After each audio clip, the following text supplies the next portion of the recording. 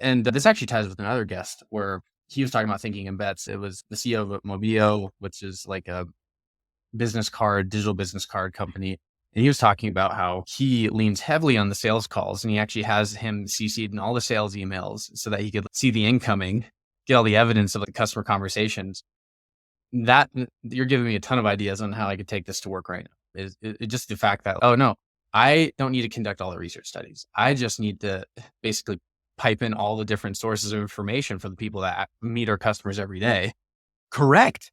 And think Yes. about this. Yeah. The reality is this. I'm going to tell you where Wayne Gretzky has a famous quote. I don't go to where the puck is. I go to where the puck's going.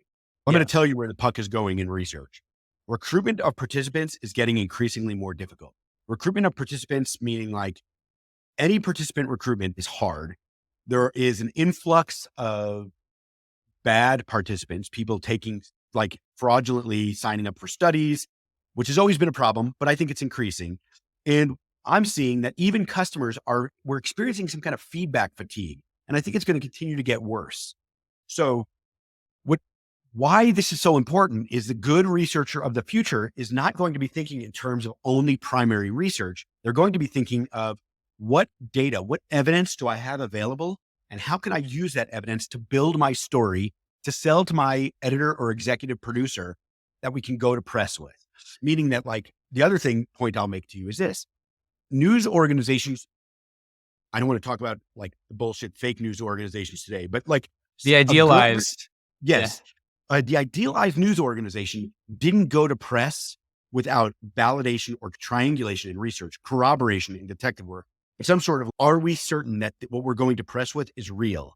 So they would corroborate and then they would go to press. And what's cool, think about a headline news, right? So let's say today something happens in your business and you have a low level of certainty with it. Would a news organization not report something because they don't have a high level of certainty? Or they break the news because they have some corroboration and they'll continue to evolve that story over time. So if you think about any breaking news story, we don't have a lot of information, but this is what we know. We know a little bit more now. We've talked to this source. We've talked to this source. We know even more now. And they keep building that level of certainty over time. What's cool is when you do that, when you follow that path, a product manager can be like, okay, I've got this information today. Oh, cool. We've got new information coming in, and they can pivot and modify as they go. They can update their PRD. Marketers can change their marketing strategy. All of this can happen in real time. And the reality is that more data and information and evidence is coming in than ever before. The job of the researcher doesn't need to be to collect that information. We have lots of tools that can collect it faster and good enough.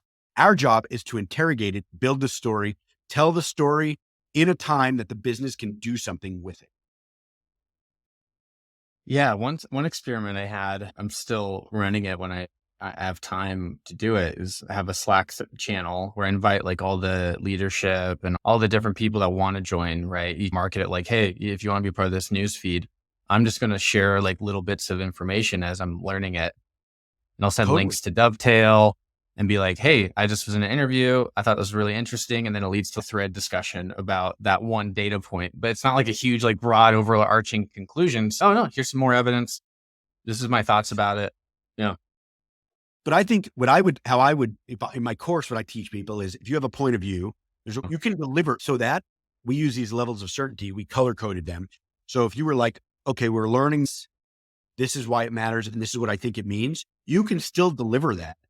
The cool thing about news is that as you get more information, researchers, probably goes back to the academic thing.